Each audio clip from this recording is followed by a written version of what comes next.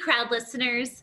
Welcome to episode 1 of the podcast. I'm your girl and host, Miranda Hoyt, and I could not be more excited about our first guest on the show. Dayton Moore is the general manager of the Kansas City Royals. He has so many accolades. I could be here all day with you. Yes, he's a World Series champion, and he's also been elected into the Kansas State Baseball Hall of Fame and even named Kansan of the Year. But you guys, what I love most about Dayton is his love and passion for his wife, Marianne, and his love of his 3 children, Ashley, Avery, and Robert. And then most of all, his love for God. And he is not afraid to share it, and he is going to share that and so much more on today's podcast. I hope you enjoy this as much as I did.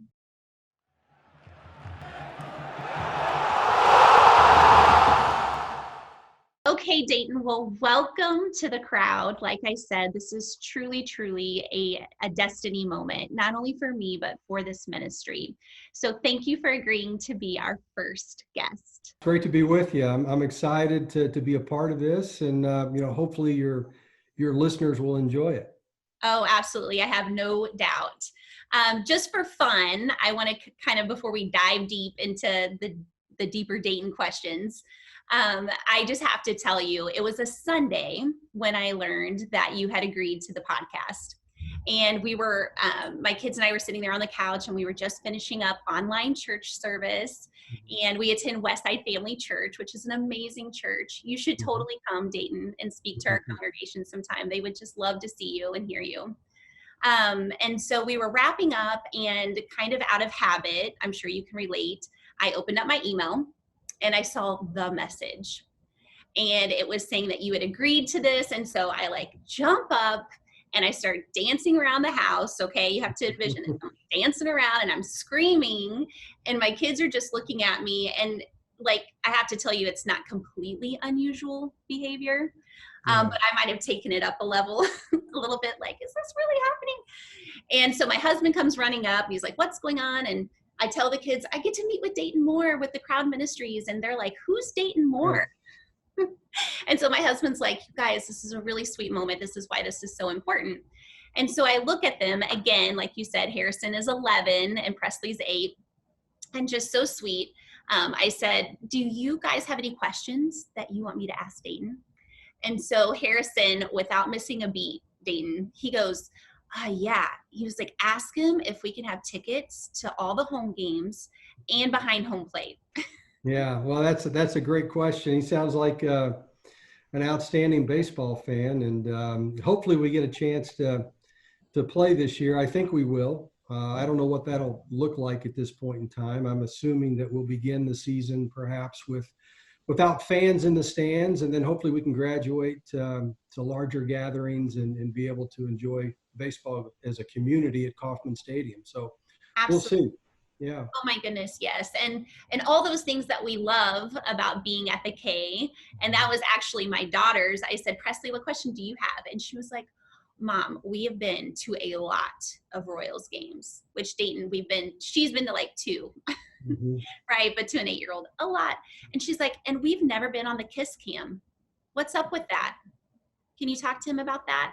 And I'm like, oh my goodness. So I just wanted to leave that with you so that you can kind of see that's what it's like. That actually is kind of funny, because if you were in our baseball operations suite or you were around our front office over the last 14 years, you would know that I think the Kiss Cam is the most ridiculous promotion. Oh yeah. in all of baseball, although it's very popular. And so we have a lot of fun with it because, but I was raised in this game where why would you have any promotions? Why would you have giveaways? Why do you need to offer somebody a bobblehead to attract them to come to the game, right? I mean, when I was a kid, I rooted for extra innings. I just wanted to watch baseball. And so, but as we all know, it's a different generation. So I appreciate her innocence to that. And that's one of the things that, she likes about going to Kauffman Stadium. And that's pretty cool. And that's one of the things that baseball is continuing to try to do, is attract young people, and they've realized that they've got to be able to offer many experiences, not just the activity on the field, but different promotions around the ballpark, and different things that capture the attention of young people. Oh my goodness. And there's something for everyone out at the K. My son is very much so an old soul. He would have been just like you. Just, Yeah. give him some popcorn and he's good to go, and a Dr. Pepper. We've got Right, there a you Dr. go. Pepper in hand Yeah. too. But yeah, Presley, she's taken all that other stuff in, but she certainly is growing an appreciation for the game too. Good. Um, so you've already kind of talked a little bit about how different things are right now, and it's certainly not a typical season. I can't even believe that today is May 1st. I mean, I feel like the last 7 weeks, 8 weeks have been one giant long week Hmm. due to COVID-19 that just threw the whole world a curveball, right? Right. And so knowing that really hit hard. Major League Baseball, families, players, the fans that love the game so much, because it hit right at the time of the opening of the season. And Mhm. what we would be 32 games in, Dayton, roughly, Probably, yeah, to the probably. regular season. And I know for sure tonight would have been teacher night at the Mhm. K, which I love. And to all the teacher listeners out there, you guys, I'm a former educator, and my heart is so very big for you and the work that you've been doing during this time. And I love how the Royals appreciate teachers with nights like that. So knowing that, the hustle and bustle is a little bit different for you right now, you still have a lot to manage as a general manager for the Royals. So I just have to start by saying, I'm curious, Dayton, what motivated you to spend some time with us today? Well, I hardly ever say no. I'm pretty easy. Ah, I love to be able to interact with people like you. But I do remember meeting you, Miranda. We met at the Urban Youth Academy, and I that's right. believe it was to promote. Was it the Underground? You got it with the Yeah, the culture. Underground, right, with the Culture House and Sterling Dance Theater, which is an amazing performance, as you know, and 100%. was created simply to bring cultures together, kind of capture and the Underground Railroad, that unbelievable story, and to talk about the evils of slavery, and the fact that it's not black versus white, it's good versus evil. And so my wife Marianne and I have always tried to support that event, that amazing dance performance each and every year. And so we met there. I liked you. I liked your energy, and so I do remember meeting you. And but the truth of the matter is, I really enjoy trying to interact with folks, especially when they're trying to discover, they're trying to grow leadership, they're trying to influence people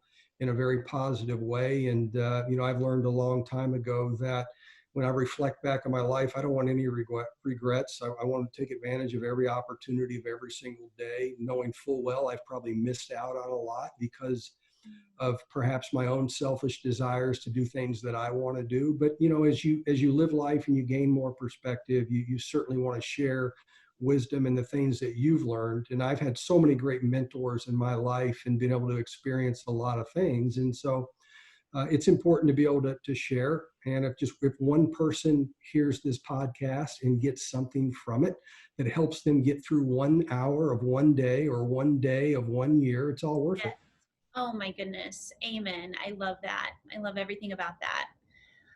One of the things that I also was really excited to share with people is that you started a foundation. You're the founder and executive director of See You in the Major Leagues.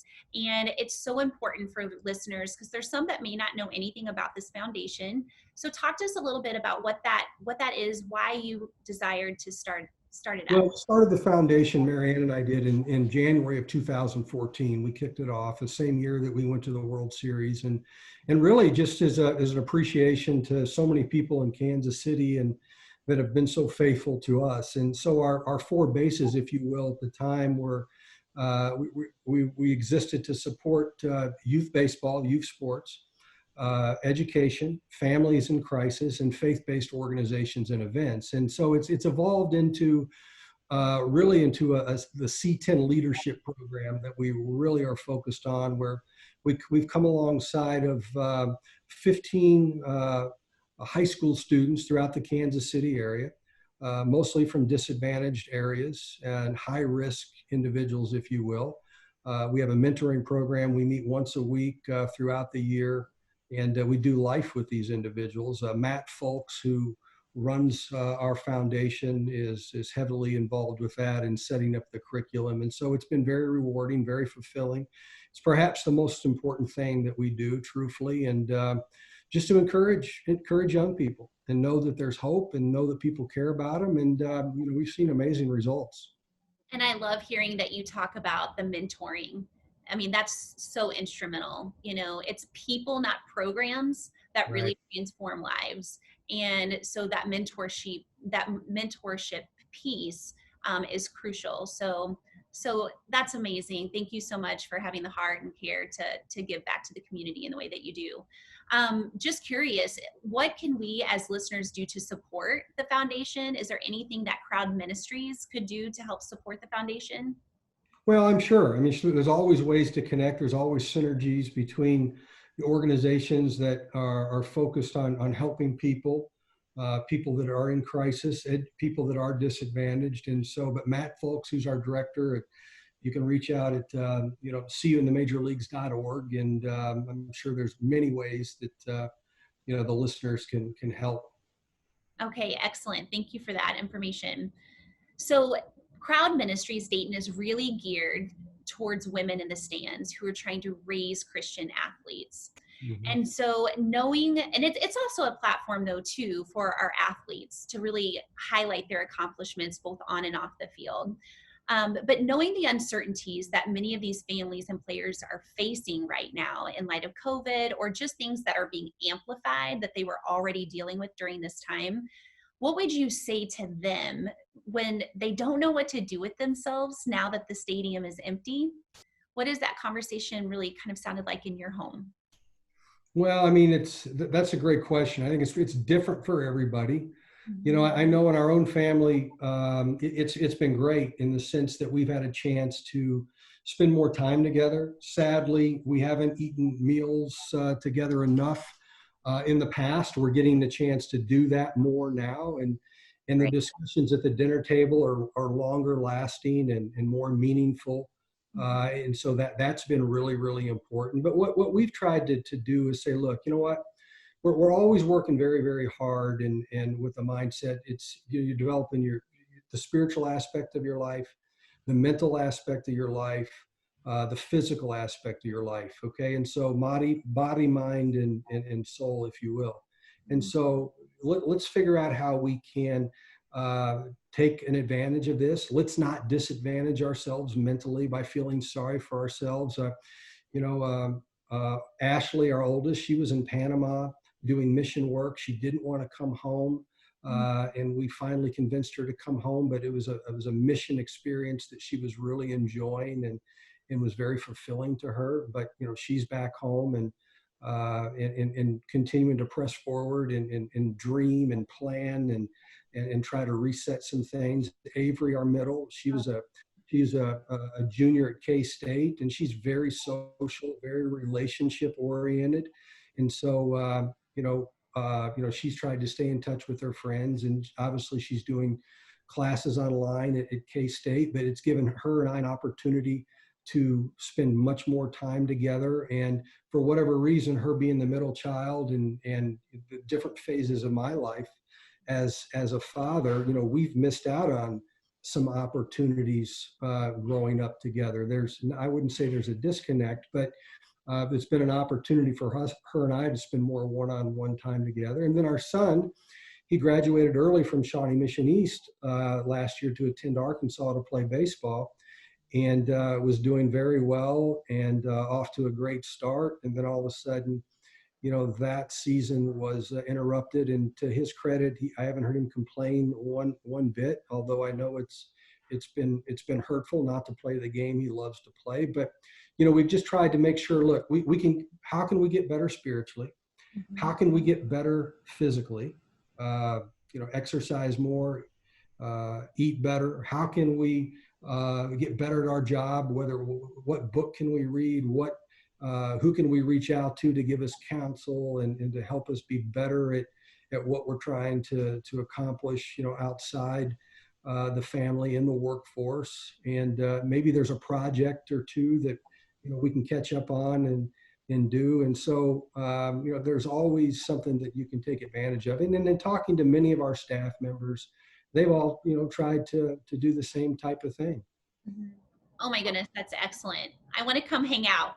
I'll tell you the interesting thing. We have 218 employees in baseball operations, okay? Not on the business side, just in baseball. And as of this morning, May 1st, we've had 238 Zoom calls or webinars within our organization. And so it's been an amazing time of growth and reconnection and recommitment to the things, the fundamentals of who we are and what we're about as an organization. So it's been a great time of growth and for us here with the Royals.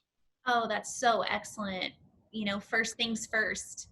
So, it sounds like to me, and no surprise to me or the listeners, that your children, your family, that inner core team is really handling this very well.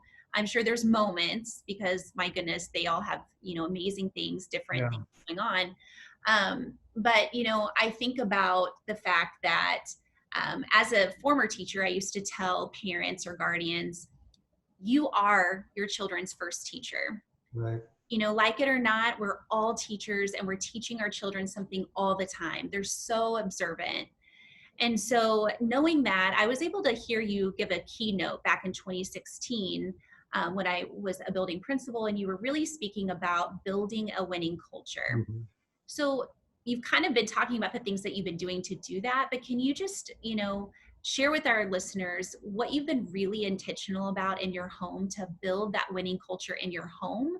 And what does that look like for our listeners that are working multiple jobs right now Right. or are potentially being laid off even, and executives, blue collar workers? I mean, you've got the gamut. And so what does that look like now, but even post COVID-19? Yeah, that's a great question. In fact, you mentioned our family, you know, the importance of our children to thrive. And it goes back to Marianne, who's my wife. I mean, she's very emotionally stable.